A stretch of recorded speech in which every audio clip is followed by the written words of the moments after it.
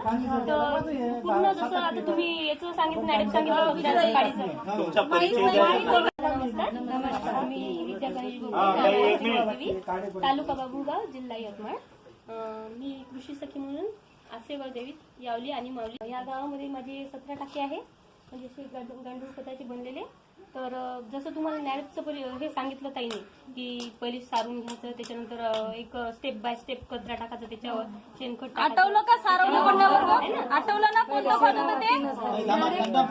त्याच्यानंतर मग माती म्हणजे माती टाकायची, शेणखत टाकायचं, कुटार टाकायचं, कडुनिंबाचा पाला टाकायचं, परत त्याच्यात शेणखत टाकायचं, मग कडुनिंबाचा. तर तशाच पद्धतीनं हे नॅरेटचं जे आपलं गांडूळ खताचे टाके बनवते तर ते तसेच राहते, फक्त फरक एवढंच आहे हे बांधलेले राहते. बांधल्यानंतर मग आपण त्याच्यामध्ये मग शेणखत टाकायचं, कुटार टाकायचं त्याच्यावर आणखीन, आणि परत आणखीन त्याच्यावर मग माती, थोडीशी शेणखत, आणखीन कुटार, अर्ध कुजलेलं जे राहते ना. तर मग हे सर्व जेव्हा आपण पॅक करतो म्हणजे अशाच पद्धतीनं कुटार, गांडूळ म्हणजे